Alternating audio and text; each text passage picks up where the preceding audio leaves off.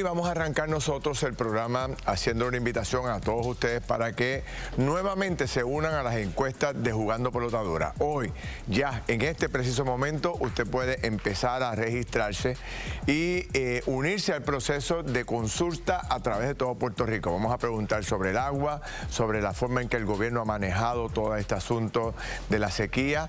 Vamos a hablar también de toda esta polémica sobre el tema de la energía. Vamos a preguntarles a ustedes a ver cómo se sienten con todo este escándalo de la energía, y también vamos a analizar y a preguntarles a ustedes sobre la llegada de Norma Burgos y cómo esto ha ayudado a mejorar significativamente la imagen del gobierno, la comunicación del gobierno. Ahí está en estos momentos en pantalla el QR Code para que usted entre, se registre, y cuando empecemos a votar, que va a ser muy pronto, ya usted esté registrado y no tenga ningún problema y pueda hacerlo inmediatamente. Hoy, aquí en Jugando Pelota Dura, vamos detrás de los responsables. ¿Quién es el responsable? Vamos detrás de esto. ¿A quién hay que pedirle la renuncia ya en el gobierno de Puerto Rico para aclarar este asunto o para buscar quiénes son los responsables? Tiene que haber consecuencias. Ese es el planteamiento oficial de todo Puerto Rico sobre este escándalo de la energía. Con eso arrancamos a jugar Pelota Dura.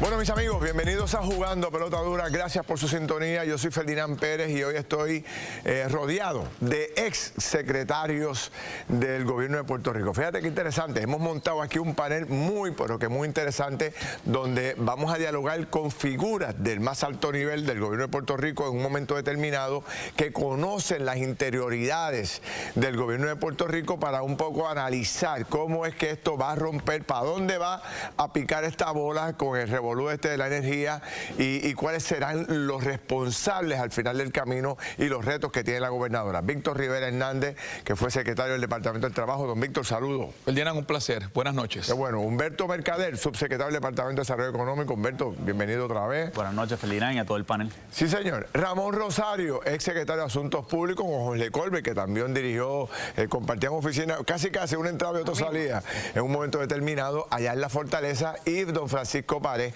ex secretario del Departamento de Hacienda. Saludos a los cinco, bienvenidos. Gracias por la oportunidad. Bueno, me parece que aquí podemos tener un buen análisis sobre el particular. Bueno, yo creo que la gente ya conoce, ¿verdad?, bastante de todo lo que ha ocurrido sobre esta contratación de energía temporera en Puerto Rico, y más o menos hemos hecho un esfuerzo, todos los medios de comunicación, para que la gente lo entienda, ¿verdad? Y conozca un poco de este escándalo. Pero ya la gente plantea que debe haber responsables. ¿Habrá llegado el momento de empezar a solicitar renuncias? Habrá llegado el momento de empezar a marcar todos los cabilderos. Se han dicho nombres, pero son muchos más. Hoy la gobernadora se expresó. Vamos a hablar de lo que ella dijo ahorita sobre el particular, y vamos a hablar también en los próximos minutos con Osvaldo Carlos, que es una de las personas más mencionadas en todo este asunto. Me gustaría arrancar con ustedes por acá y por acá. Había una conversación de cómo lo ven. O sea, esto es una situación muy complicada para el gobierno, y tú me decías algo ahorita que me gustaría que lo desarrollara un poco con el tema de energía, que este no es el único problema que ha habido en Puerto Rico. Que hay que examinar el issue sistemático que hay con estas adjudicaciones, porque tenemos que, si conflictos de interés entre Unifortres cuando contrató gasificación, que está en quiebra, conflictos de interés que si Luma contrata a sus subsidiarias, también se ha sido señalado. Esta contratación, que sin lugar a dudas fue una metida de pata. A eso súmale que también hay unas acusaciones directamente contra la Junta de Supervisión Fiscal, que si tiene un abogado que representaba incluso dentro del sistema a un competidor en este mismo proceso, y otro abogado de la propia firma interviniendo, los señalamientos que se han hecho, todos se tienen que investigar, pero por todos lados lo que hizo señalamientos de conflictos de intereses, y eso a mí no me huele bien. En todo lo que tiene que ver con energía. Bueno, y todo lo que tiene que ver con energía, porque los contratos son tan grandes. Aquí no estamos hablando de 5 o 10 milloncitos, aquí es de 1 billón para allá arriba. Así que cuando ven esos números, todo el mundo quiere ir para allá adentro. El gobierno, el gobierno en el tribunal contra Luma genera por otro lado con las controversias. Ahora esto, o sea el tema que el TPPO, el famoso TPPO, que se crea como una posible solución a este tema que Ramón trae. Yo me pregunto si eso hay que repensarlo a nivel de legislatura, de un proyecto de ley que establezca algo por ley. Yo, sobre ese tema, a mí lo que me ha extrañado de todo fue la reacción inicial de la rama ejecutiva cuando estos acontecimientos comienzan a salir a la luz pública. Y te lo dice una persona que fue funcionario, mientras también hubo unas adjudicaciones que fueron controversiales, como las pruebas de Apex. Mi reacción en el Departamento de Hacienda, cuando detecté y fui apercibido de lo que estaba ocurriendo, fue inmediatamente buscar el dinero de vuelta, viendo la inacción del Departamento de Salud y del negociado de manejo de emergencias. Por eso es que cuando sale la controversia, el dinero estaba nuevamente depositado acá en el gobierno de Puerto Rico, pero viendo la falta de diligencia, de respuesta particularmente rápida, sí, del director de las alianzas público-privadas, pues eso a mí me pareció contraintuitivo. Sí, pero aquí el juego de la papa caliente tiene que ser una preocupación para el país. Fíjate que aquí tenemos a las APP. Aquí tenemos a la Oficina Independiente de Adquisiciones, aquí tenemos a la Autoridad de Energía Eléctrica, aquí tenemos inclusive a la Junta de Control Fiscal, aquí tenemos al negociado de energía y aquí tenemos al SAR de energía. Y por encima de todo eso, la gobernadora dice, mira, aquí la responsabilidad fue de los que estuvieron 10 meses con el contrato. Sí. ¿Cómo tú puedes hablar de responsabilidad cuando aquí hay 5 o 6 organismos que responden al gobierno de una u otra forma y tienen relación con el gobierno? Y esa preocupación yo la tengo. Yo creo que ustedes la tienen. Yo creo que el país también debe de tenerla. El juego de la papa caliente. Y ahí yo valido tu pregunta. ¿Quién es el responsable de esto? Porque por ahí debemos de empezar. Y si ha llegado el momento, o sea, en una situación como esta, para apagar el fuego, obligatoriamente la gobernadora tiene que tomar decisiones y relevar de funciones a alguien, tienen que pedir la renuncia a alguien. Ramón, Jorge, ¿cómo lo ven ustedes? Como fueron secretarios de Asuntos Públicos y ustedes saben que están apagando fuego ahora mismo sobre este tema. Bueno, lo primero es que puede haber aquí diferentes niveles de responsabilidad dependiendo de qué hace cada una de las entidades públicas que se han mencionado. Pero al fin y al cabo, la responsabilidad del país es del gobierno, o sea, de la gobernadora y su equipo de trabajo, porque a ellos fueron que el país le dio la autoridad. Eso es lo primero. Lo segundo, pienso que el problema de toda esta controversia es que ahora este proceso que se canceló, se supone que venga un nuevo proceso. Y la pregunta es, ¿van a ser las mismas personas en energía eléctrica, en el SAR de energía, los mismos que provocaron o que fallaron en este proceso, los que van a estar a cargo del nuevo proceso? Así que ahí hay un problema. ¿Hasta dónde la gobernadora va a permitir que sean las mismas personas? Creo que el país va a reclamar modificaciones, probablemente inclusive hasta legislación. Y yo te añado, serán estas personas las que estarán a cargo si la gobernadora logra cancelar el contrato de Luma de buscarle suplente. Exactamente. Porque ese contrato es mucho más grande aún. O sea, son preguntas que, sin lugar a dudas, están sobre el tapete. Y yo digo, cuando tú tienes un solo proponente que estaba dispuesto a meter $1.000 millones de pesos para un contrato sin un requisito mínimo de compra, o sea, esa gente iba a meter $1.000 millones de pesos y el gobierno podía comprarle 0 según ese contrato. Y a ti no te dio con verificar 3 y 4 veces. El único que tiene 3 y 4 veces que si esa persona que va a meter los $1.000 millones de pesos realmente está comprometido contractualmente. Y ahí son las cosas que yo digo, estaba demasiado muy bueno como no poder haber hecho un mínimo de diligencia. Hay dos cosas más. Primero, aquí hay una pregunta que yo creo que es importante hacer para dimensionar esto. Si hay incompetencia gubernamental, o si hay algo más de incompetencia gubernamental que requiere una investigación seria en cuanto a esto. Y en segundo lugar también hay un aspecto técnico y humano que no podemos soslayar. O sea, ¿cómo en adelante con un contrato cancelado el gobierno se va a enfrentar a las deficiencias de generación y de relevos de carga que estamos teniendo todos los días? Esa es una pregunta que hay que hacer. En plena temporada de huracanes. En plena temporada de huracanes. O sea, Oye, llevamos 2 años. Yo quiera que no pase nada. Dijeron que en el verano pasado íbamos a tener generación temporera, 2 veranos, y ese contrato lo acaban de cancelar. Por eso. O sea que la pregunta, para satisfacer, o sea, la gente está consciente y nosotros mismos en todos los programas de televisión y de radio está planteando, esto es un escándalo mayor. Ante un escándalo mayor, que obviamente cae en la falda del gobierno, ¿qué hace un gobernador con un asunto como este? No es fácil. No es fácil la que tiene. Alguien tiene que responder. No puede ser que se sigan echando la papa caliente. Alguien tiene que responder. En este caso, yo creo que lo que está viendo, lo que tienen que hacer de inmediato es la reacción. ¿Cómo vamos a lograr que esto no ocurra? Porque no vamos a ser ingenuos. Aquí se contrató bajo la pasada administración una compañía independiente para evitar estas cosas. Evidentemente fallaron. ¿Sabes? Para mí, lo de la gobernadora es cómo yo actúo ahora. Ella, la primera vez que se lo dijo, hay que cancelarlo. contrario a lo que señala Paco Páez, que José Colón al principio hasta intentó defenderlo públicamente, ¿verdad? Y yo creo que ya esa página había pasado hace mucho tiempo. Sí, pero el tema de que la Autoridad de Energía Eléctrica, que es la que firma el contrato, tiene una responsabilidad directa. Por eso fue que la gobernadora, lo que dice Víctor hoy, la gobernadora dice, y lo voy a leer textualmente lo que dice la gobernadora: lo que levanta para mí bandera es que este contrato de esta magnitud lleva más de 10 meses en un escritorio de alguien en la Junta de Supervisión Fiscal y nadie lo revisó. Pero es que, por ejemplo, miren el problema que hay aquí de comunicación y de datos correctos. La Junta dice que eso no es cierto. La Junta dice que ese contrato, recordemos lo siguiente, una cosa fue cuando se adjudicó en agosto de 2025, otra cosa es el borrador del contrato que se firmaba en junio. Ese contrato que habla ella llegó a la Junta en enero, según la Junta puso en su documento. En enero da una fecha específica. Eso no fue hace 10 meses. Eso es lo primero. Lo segundo, la Junta en 2 ocasiones distintas requirió información adicional entre enero y junio, en varias instancias, haciendo preguntas sobre esta transacción. Así que en ese sentido, me parece que la intención de la gobernadora de un poco distanciarse, no, eso es un problema de allá, de una compañía que contratamos, no es correcto, es responsabilidad del gobierno. Y en última instancia, quien pone la firma en el contrato no fue el licenciado Pablo Carlos, fue la presidenta y directora ejecutiva de la Autoridad de Energía Eléctrica, que tiene una junta de gobierno porque es una corporación pública. Ese es el funcionario público que está llamado a defender el interés público. ¿Y quién firma? Estamos hablando aquí. ¿No hace el due diligence también? Claro, firma porque sí. Para eso tiene una entidad que se supone que haga ese trabajo, ¿verdad? Y tú fuiste secretario del trabajo y tú sabes que la Junta de Subasta te hacía el trabajo. Y por eso lo que te quiero decir es que no nos apartemos de esto. Y te añado más. La Junta de Supervisión Fiscal tampoco puede sacar los zapatitos de aquí.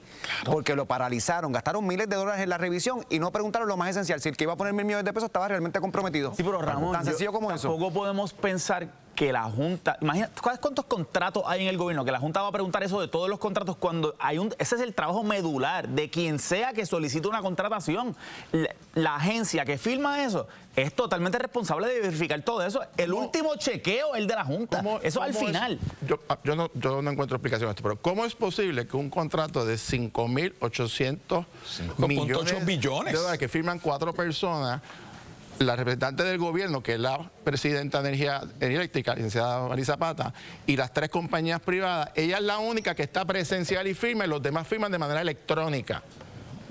No estaban ahí físicamente. De 5.800 millones, ¿no? Mire, un cualquier ciudadano que se gane un contrato de 5.800 millones, no digo yo, va allí con fotógrafo, va con batutero, va con banda, va a celebrar si se llevó el jackpot. Entonces, ¿cómo que esta gente firman electrónicamente en distancia?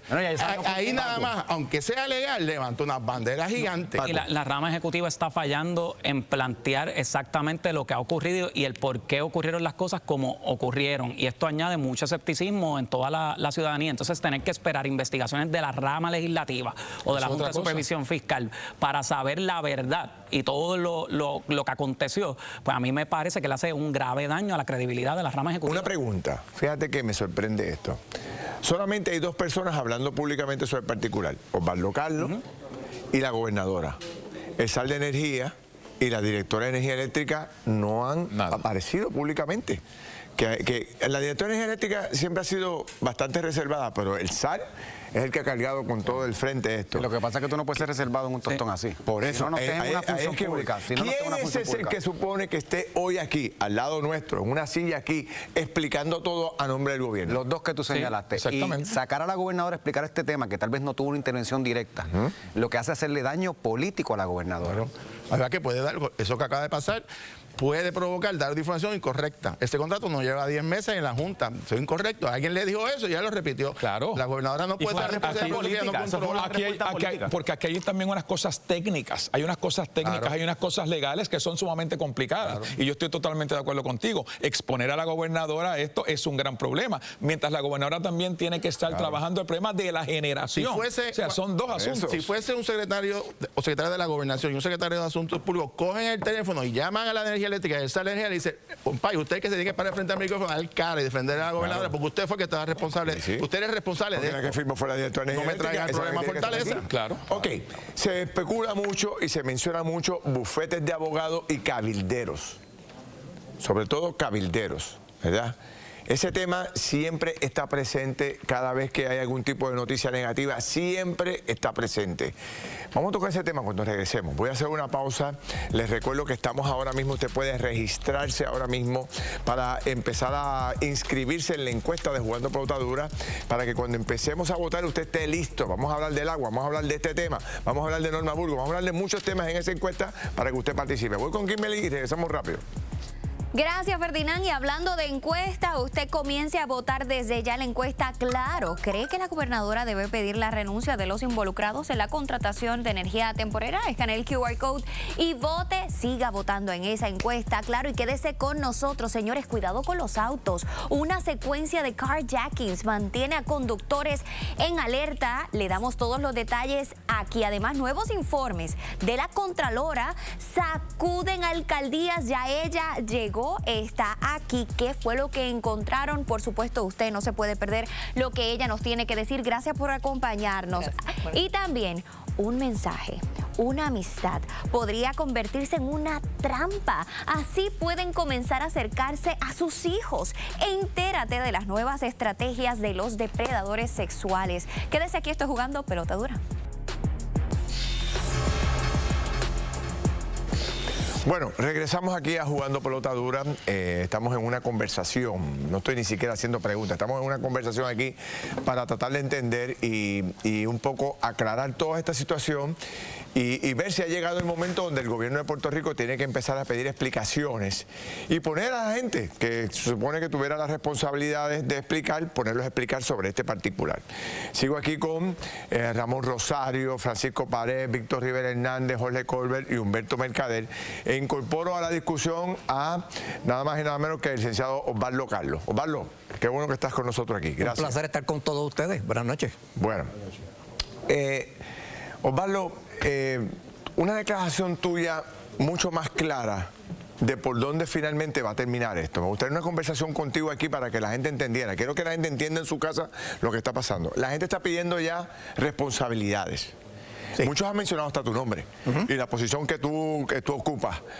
La propia gobernadora hoy hizo un planteamiento sobre tu oficina y marcó también a la Junta de Supervisión Fiscal. ¿Tú te sientes que tu oficina cumplió con todas las responsabilidades que mandaba o ustedes por alguna forma también se les zafó y no vieron este proceso adecuadamente? Todas las responsabilidades de nuestra oficina son compartidas. Nosotros no tenemos ninguna responsabilidad que no envuelva otras entidades. Te explico, nosotros iniciamos un proceso donde nos dicen cuáles son los elementos del contrato, cuáles son aquellas cosas que tienen que estar incluidas en el contrato, que en el caso de Power Expectation y de la otra compañía, pues cero garantía. Tenían que dar un ofrecimiento de 24 centavos o menos el kilovatio hora. Eso nos lleva a un área donde estamos fuera del mercado, de cómo opera el mercado mundial de este tipo de energía, que es energía temporera. ¿A quién tú le respondes, Osvaldo? ¿Quién es tu jefe? ¿Quién es tu supervisor? Nosotros somos contratados por la P3, quien nos da las instrucciones de cómo se va a contratar el agente de prepa. Pero ¿quién es tu supervisor? O sea, cuando alguien te llama y decía, dígame, jefe. Bueno, es que a todas estas entidades que te voy a mencionar ahora. ¿A todo el mundo? Seguro. ¿Quién lo contrata? Seguro. O sea, pero para aclarar, el contrato de su compañía es con la Oficina de Alianzas Público y Privada que dirige el ingeniero Josué Colón. Correcto. Esa es la energía. Correcto. Por consiguiente, usted trabaja en la delegación de autoridades con la Oficina de Alianza Público-Privada. Exacto. Que cuando se da una licitación que envuelve a Genera Oluma. Bueno, me refiero a Autoridad de Energía Eléctrica, ¿verdad? Pues entra la Autoridad de Energía Eléctrica como otra entidad pública.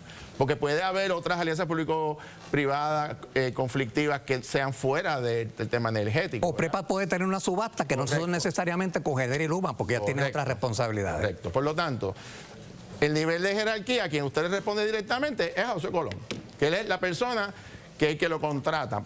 Le respondemos a la oficina de P3. Tenemos también que buscar la autorización de la prepa, si es nuestro cliente en ese momento. Una vez se hacen todas las transacciones donde la Junta de prepa autoriza, nos dicen, sí, esto que ustedes hicieron está bien, y nosotros autorizamos que ustedes continúen con este proceso, vamos al negociado de energía. El negociado de energía allí tiene su equipo de abogados, su equipo de expertos. Pero nuevamente, Osvaldo, ¿quién es tu supervisor? ¿A quién tú le respondes? ¿Quién te paga? ¿Quién le paga a usted, a la entidad que usted corresponde? ¿Es la Autoridad de Energía Eléctrica? Es un contrato con las P3, pero lo que te quiero decir es que dependiendo de la etapa del proceso, nosotros vamos a estar respondiéndole a distintas entidades. Si tú tuvieras la oportunidad de decirle a la gobernadora, mi gobernadora, quien tiene que hablar de este asunto es fulano. ¿Quién es el que tiene que hablar de este asunto, además de tu persona que tiene la responsabilidad de dirigir esta oficina? ¿Quién es la persona? ¿La directora de Energía Eléctrica? Nos designan a nosotros porque nosotros estuvimos envueltos y conocemos la parte legal. Pero tú eres el único que debe aclarar todo lo que está pasando. Ahora mismo yo soy la persona que está aclarando. Osvaldo, no más preguntas. Una decisión de su oficina, ¿es revocable o es una decisión final y firme y nadie tiene autoridad, ni Energía Eléctrica, ni el SAL de Energía? La adjudicación. ¿Quién tiene la voz final con una decisión de su oficina? Toda la gente que te he mencionado, cuando estamos ante ellos, tienen esa decisión en sus manos. Lo tienen negociado y lo tiene la Junta de Supervisión Fiscal. Por encima. ¿Seguro? Si la Junta de Supervisión Fiscal nos puede decir, nosotros no aprobamos esto se hizo mal. ¿Y Energía Eléctrica también? También. Licenciado. Ay, perdone. Lo que pasa es que tú, a la pregunta de Ferdinand, que yo creo que es importante, acabas de decir que tú eres el único que estás hablando. Pero esa no es la pregunta. Es quién debería de estar hablando en esta situación en cuanto al gobierno como tal. Es que mira, yo no entro en eso porque eso es una decisión de la gobernadora. Yo estoy respondiendo por el trabajo que nosotros realizamos. Y yo entiendo que tenemos que públicamente explicarlo y sacar de la idea de la cabeza de mucha gente que nosotros somos gente que trabajamos aparte, que yo estoy sentado en un escritorio, decido todas estas cosas. No, esto es colegiado. Sin embargo, planteamientos tuyos en estos días han dado la idea, ¿verdad?, de que por alguna razón te quieres asegurar de que Power Expectation tenga básicamente lo que tú has llamado el debido proceso de ley. ¿Por qué tú haces ese planteamiento? Porque hay mucha gente que podría pensar, y te lo tengo que decir, te conozco de toda la vida, pero pues las cosas dicen así, se podría pensar que estás favoreciendo a Power Expectation. ¿Por qué? Mira, el Tribunal Supremo de los Estados Unidos acaba de decidir un caso donde se dice que el presidente de los Estados Unidos no puede ir por encima del debido proceso de ley. ¿Por qué la Junta de Supervisión Fiscal puede ir por encima del debido proceso de ley? ¿Por qué puede resolver una controversia sin oír a todas las partes? Pero, Osvaldo, yo estoy en contra de ese principio. Y primero creo que lo haces correcto, dar la cara y darle frente. En los momentos difíciles son pocas personas que lo hacen, pero con todo lo que ya sabemos, y tú sabes más que todos nosotros, no podemos estar ya concluyendo que esta gente nos trató de coger de soquete. O sea, que realmente nos sometieron a una información que no era cierta, que realmente no se le debió conceder a esa persona, o tú insistes que es la selección correcta. Bueno, es que la selección correcta fue validada por eso, pero la recomendaron ustedes también, pero la recomendaron ustedes. Y tú te sostienes que es la selección correcta. Es mi pregunta. Con lo que sabemos hoy. No con lo que sabías antes, con lo que sabemos hoy. Cada uno de los pasos que dimos nos pidieron modificaciones. Y al final del camino, la Junta de Supervisión Fiscal hizo unas modificaciones y según modificado el contrato, fue que siguió para adelante su curso. Pero no me has contestado la pregunta. No me has contestado la pregunta. ¿Qué sucede? Que estamos hablando de dos cosas distintas. El problema aquí real no fue el proceso que se llevó a cabo, porque todo el proceso se llevó en base a la reglamentación de cada una de estas entidades. Es si se firmó propiamente o no el documento, porque eso es lo que trae la controversia. Claro. Si realmente la compañía que firmó tenía la autorización, si hubo un engaño, es en esa parte. Nadie está mirando hacia el proceso, porque todo tuvo sus aprobaciones. Pero mi pregunta va a eso, Osvaldo, con lo que sabemos hoy, que sabes que las expresiones de la compañía a nivel multinacional, si realmente mirando para atrás, podemos concluir que nos cogieron de soquete en el camino. Y no solo eso. La firma. Sí, el que tú quieras, en el que sea, nos cogieron de soquete. La enmienda cuando se trae este nuevo jugador, porque se adjudica este contrato partiendo de la premisa que alguien iba a poner el capital y que iba a poner el expertise, y esa persona se echó para atrás y dice que no firmó ese contrato. Cuando se enmienda y traen este nuevo player. La Junta levanta el punto de que no se le llevó a la atención esto. En ese momento, ustedes se sentían cómodos, la rama ejecutiva se sentía cómoda de cambiar un player que fue sustancial para la adjudicación de ese contrato sin que pasara por las autorizaciones que típicamente transacciones de esa naturaleza llevan. Mira, te voy a decir algo, que esto no ha salido público y va a tu pregunta. El junio 30 de este año cesó nuestro contrato y nosotros salimos del escenario. Pues usted que nadie puede trabajar para el gobierno sin un contrato. No puede trabajar, no puede cobrar. Son dos cosas distintas. Yo no puedo decir no que estoy representando a alguien. Claro, no hay facultad. Porque no tengo contrato. En junio 30. Exacto. Así que a junio 30 desaparecimos. Ajá. No regresamos al escenario hasta el 7. Pero ¿cuándo nos enteramos? ¿Antes de junio 30? ¿Cómo es? ¿Cuándo nos enteramos de esto? Antes de junio 30. Bueno, nos enteramos nosotros, la reunión formal con el grupo que es creyente fue el 23 de junio. Licenciado, en todo este proceso se hacen background checks. Y quiero decir por qué te hago la pregunta, porque cuando tú ves todo el tracto, todo lo que ha pasado, todo lo que pasó entre las entidades detrás de la cortina, el olfato, la malicia de los funcionarios, que yo esperaría que usted la tiene, porque usted tiene muchísima experiencia, le dice que lo que hay atrás es puro truco y bambalanes. Eso, no hay que ser un genio. Uno lee ese tracto y uno dice, puro truco lo que hay ahí. No se dio este ejercicio de background checks de todos los componentes de ese consorcio con el nivel de rigurosidad necesario para un contrato de 5 billones de pesos.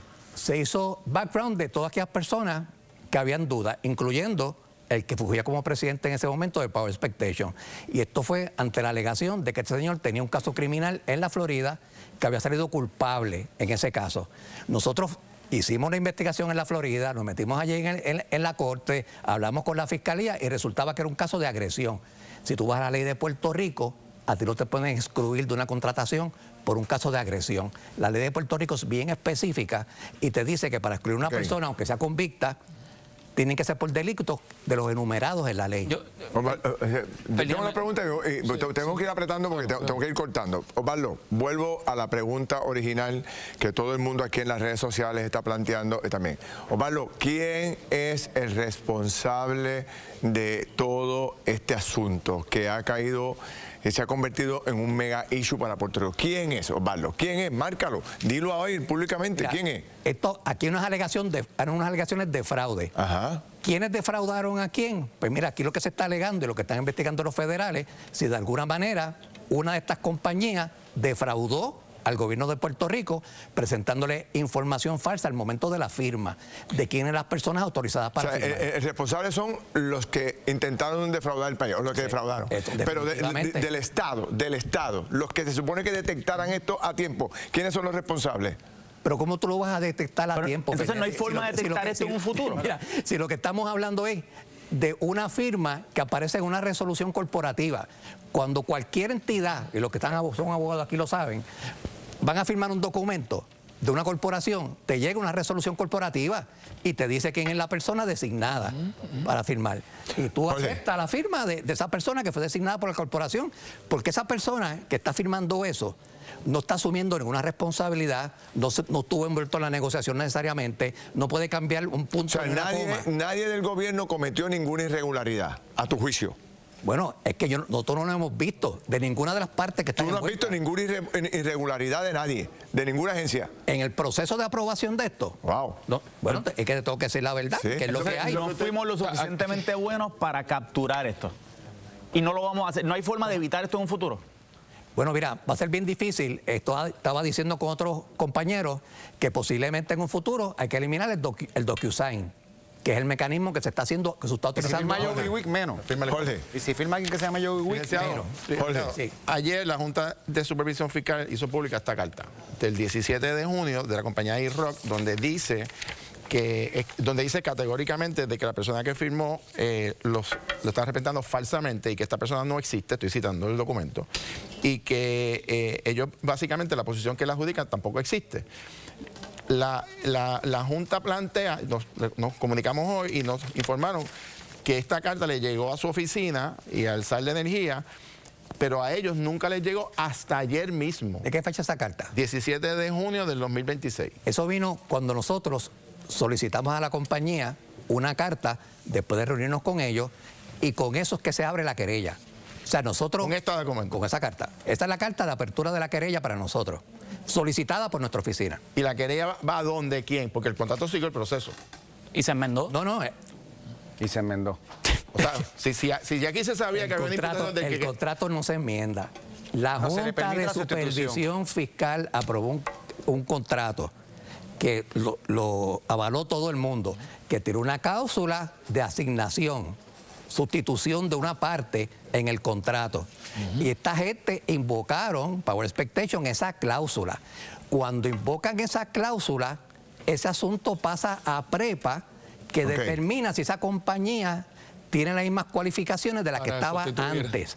Si las tiene, el contrato les permite sustituirlo. Y eso fue lo que hicieron. Aquí es lo que estamos diciendo para estar claro.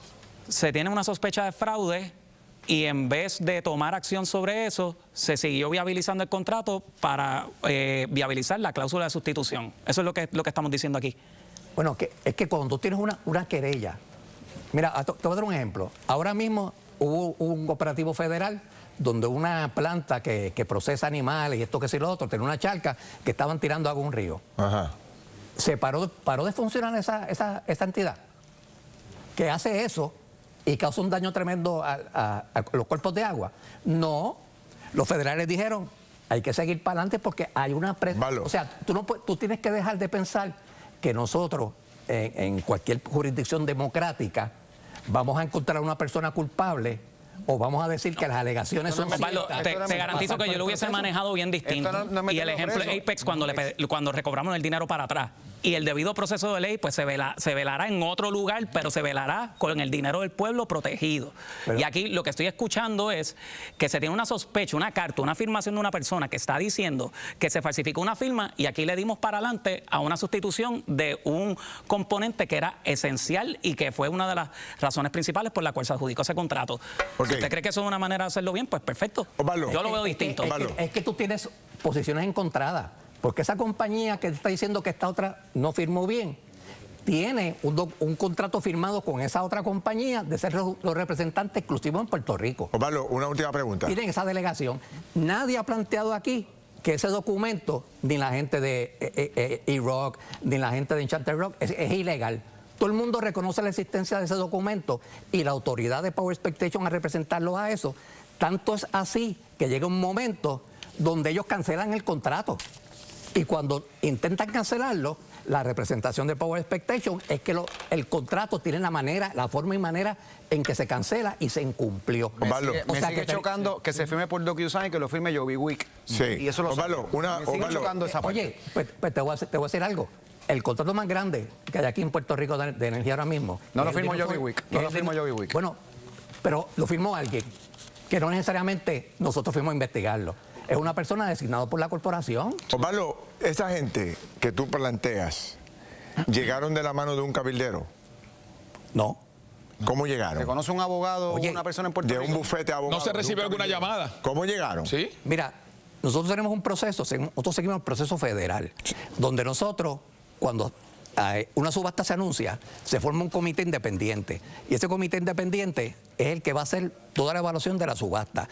Los nombres de estas compañías se eliminan de los documentos que se le presenta a ese comité independiente. Ellos están bregando con unos documentos que no identifican a la compañía y además nosotros nos ocupamos de que, aún eliminando el nombre, no hay nada en el contrato que sugiera. Ese cuerpo es independiente. Y no hay nadie que pueda intervenir. Pero has hecho dos declaraciones aquí y según me dijiste, pero tú no vas a hacer más declaraciones después de esto, pero hay dos cosas que tú has dicho aquí. Una, no hay responsables del gobierno. Nos dijiste claramente, no hay responsables. Bueno, y segundo, que tampoco hay cabilderos envueltos en el asunto. Que esta gente llegaron... ¿Cómo llegaron? ¿Por una invitación de ustedes? ¿Cómo? Oye, buena pregunta, porque nosotros hacemos una invitación nacional y al extranjero. Cuando nosotros hacemos una subasta, nosotros nos comunicamos con cuanta compañía existe que podemos identificar en Europa, en Asia, en Estados Unidos, en Canadá, que pueden dar este servicio. Se hace una publicación mundial. Y ahí responde... El país, Osvaldo, entonces, para resumir, el país puede confiar de que en este caso no hubo ningún cabildero que empujó este proyecto. Esa es la pregunta. Para mi conocimiento personal, yo nunca bregué ni bregaría con un cabildero en la etapa de selección de una compañía. Bueno, Eso no existe. Y usted insiste que no se pudo haber hecho nada distinto para evitar esto. Bueno, lo único que se pudo haber hecho distinto es cambiar el sistema de firma y decir ahora vamos a eliminar el eso ayudaría. Bueno. Looking forward, eso porque ayudaría. sí, porque entonces el señor Wiggins hubiese tenido que venir a Puerto Rico a identificar. Yo, Wiggins, no iba a asistir. Me he extendido demasiado del punto, pero te agradezco, Osvaldo, el tiempo. Creo que era importante esta conversación y estamos rodeados de un grupo de profesionales que conocen muy bien y pudieran hacer las preguntas adecuadas. Así que creo que esta es la mejor conversación sobre este tema y te lo agradezco. Seguro que sí. Voy a hacer una pausa, voy con Kimberly y vamos a ver cómo ajustamos lo que nos queda, porque tengo muy buenos invitados, a ver cómo lo hacemos. Voy con Kimberly. Los comentarios en nuestro canal de YouTube están sumamente calientes, pero usted quédese con nosotros. Cuidado en los autos. Una secuencia de carjackings mantiene a conductores en alerta y le explicamos. Además, nuevos informes de la Contralora sacuden agencias y alcaldías. ¿Qué encontraron esta vez? La Contralora está aquí y nos dice, pero también, escúcheme bien, esto es bien importante, un mensaje, una amistad, una trampa. Así pueden comenzar a acercarse a sus hijos. Entérate de las nuevas estrategias de todos los depredadores sexuales en Puerto Rico. Bueno, mis amigos, regresamos aquí a Jugando Pelotadura. Está la Contralora de Puerto Rico, Carmen Vega. Saludos, Contralora. Bienvenida. Qué bueno que está con nosotros y está también con nosotros hoy Lourdes Jiménez, que es la gerente de auditoría de la Oficina de Contralor. Gracias por estar las dos aquí. Bueno, hay un informe suyo muy importante sobre AFAF, ¿verdad? ¿De qué se trata? Pues mira, esto fue una auditoría que esta es la segunda parte de una auditoría que ya había comenzado hace como un año atrás, ya se hizo la primera parte, esta es la segunda parte y queda una tercera parte que lo vamos a comenzar ahora antes de que se acabe el año para completar con este trabajo que se había pedido. Es bien importante, ¿verdad? Yo voy a dejar que la auditora, la gerente, sea la que dé los detalles, ¿verdad? Porque ella es la que conoce mejor que yo el trabajo. Ellos son los que hacen el trabajo. ¿Qué es lo más que se puede destacar, lo más importante de esa auditoría? Lo que yo quiero que la gente se lleve también es que aquí no hubo malversación de fondos públicos. Nos han preguntado dónde está el dinero. Mira, el dinero se usó en las mismas operaciones, los gastos operacionales. El 40% del dinero que no se invirtió o que no se usó en las mejoras que se iban a hacer originalmente para lo que se emitieron los bonos, se usó para gastos operacionales. Para mí esa es la peor parte, pero es que no había muchas opciones. La otra parte, pues sí, se refinanció y se emitió nueva deuda, que no era lo, ¿verdad? No era lo correcto, pero ese es el detalle. ¿Cuál es uno de los señalamientos más importantes, por ejemplo? Bueno, por ejemplo, el informe, como dijo la Contralora, es la segunda parte y estamos viendo en qué se utilizó el dinero de estas emisiones de bonos que se seleccionaron para el examen. Y lo más importante que estamos señalando es relacionado con ese uso para el pago de deuda y pago de deuda de deudas y deudas y deudas. O sea, se refinanció en tantas ocasiones la deuda que eso le costó mucho al país. Me llama la atención de que aquí hay alrededor de 7 u 8 instrumentalidades públicas involucradas en este, número uno. Y por último, me llama la atención también de la falta de documentación para justificar el uso de millones de dólares en fondos públicos. Esto es un asunto de sistemas y procedimientos. ¿Qué me tienen que decir ustedes en cuanto a eso? Bueno, en cuanto a lo primero que indicó, sí, el gobierno tiene alrededor de 17 entidades emisoras. Eso. ¿Qué queremos decir con esto? Que son 17 corporaciones públicas y el ELA que pueden emitir bonos. Y de estas seleccionamos 8 para nuestra auditoría. No podemos verlas todas por el tiempo y el factor.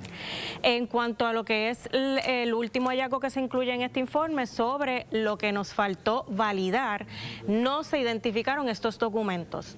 Sí tenemos que reconocer, ¿verdad?, que hubo un esfuerzo de parte de la FAF para identificar estos documentos, pero lamentablemente... Pero al final no se identificaron. No se identificaron, no se pudo validar que esa deuda, porque prácticamente todas estas emisiones se utilizaron para pagar una deuda, se haya saldado. No tenemos esa evidencia.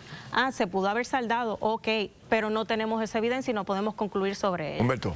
Dos cosas. Uno, creo que usted describe el problema que todos sabemos que ocurrió en Puerto Rico, que nos llevó a la quiebra del gobierno. Correcto. Correcto. Porque este fue el gran problema de nuestra deuda, que seguimos cogiendo dedo para pagar las operaciones. Pero tengo una pregunta técnica que habla, porque se habla mucho de la FAF y se habla de hasta director de la FAF, pero lo que entiendo es que esto es un periodo del 2010, 2014, que todavía no existía FAF, era el Banco Gubernamental de Fomento, ¿correcto? Correcto. Tenemos que recordar que el Banco Gubernamental de Fomento al día de hoy no tiene operaciones, aunque aún es una entidad de gobierno y existe legalmente. La FAF es la que hereda su propósito de asesorar y de ser el agente fiscal del gobierno. Por eso es que, ¿verdad?, nos acomodamos en la FAF y auditamos en la FAF. Nosotros realmente lo que tenemos también... Y hoy, ¿ha habido avances? Porque eso fue 2000... Eso mismo era lo que te iba a decir. Nosotros sí ya estamos en comunicaciones, ¿verdad?, con el... Casualmente hoy llamamos al señor Pedro de Jesús, queremos reunirnos con él para ver qué es lo que vamos a hacer, porque lo que no queremos es que esto vuelva a ocurrir. Claro. Así que vamos a hacer nuestro énfasis es prevenir. Así y la quiero traer para analizar las otras auditorías que he realizado a otras entidades para hablarlo con más detenimiento. Hay muchas. Que sé que hay muchas y le prometo más tiempo. Que hoy se quejaban de que no habían informes, ahora se quejan de que hay demasiado. Muy bien. Gracias a las dos, se los agradezco. Bueno, voy a una pausa, voy con Margarita y regresamos con más. No se nos vayan. Escucha esto, Ferdinand. Ustedes, los amigos, votaron en la encuesta Claro. Un 98% cree que la gobernadora debe pedir la renuncia de aquellas personas involucradas en la contratación de energía temporera. Gracias a todos ustedes por participar. Además, mucha atención a los padres. Los depredadores están cambiando la manera de llegar hasta sus hijos. ¿Y sabe cómo lo hacen? Nosotros le decimos en solo minutos. Bueno, mis amigos, los depredadores sexuales siguen inventándoselas y reinventándose para seguir acechando a los niños y a los jóvenes en Puerto Rico, y por eso hacemos este segmento que me parece que es uno de los más importantes en este programa. Tengo la agente Lilian Agudelo, que es la directora interina asociada del Grupo de Explotación Infantil y Trata Humana de San Juan. Gracias, director, por estar con nosotros. La agente Reinaldo Medina, supervisor interino del Grupo de Investigaciones también de Explotación Humana, y la doctora Natalie Pérez, que es trabajadora social y clínica forense. Gracias a los tres por estar aquí. Bueno, estuve leyendo los reportajes de ustedes, las noticias, y ustedes plantean de que estos depredadores se siguen reinventando y buscan nuevas estrategias a través de las telecomunicaciones, a través de las redes sociales para acechar a los niños, ¿correcto? Exactamente. Cada día vemos nuevas tendencias, y las nuevas tendencias que estamos viendo es que siguen siendo ahora adultos, pero adultos jóvenes. Adultos jóvenes, jóvenes, varones acechando adolescentes. ¿Estamos hablando de qué? ¿De 35, 55, algo así? Menores. Menores. Estamos hablando de 20, 22 años en adelante. Estamos hablando de hombres jóvenes que están acechando entonces a adolescentes varones. Adolescentes varones. Exactamente. Fíjate que ese perfil cambió, porque un momento era adolescentes niñas, ¿verdad? Ahora cambia ese perfil. Realmente es bien importante mencionar que no existe un perfil. Realmente no hay un perfil en cuanto a depredadores.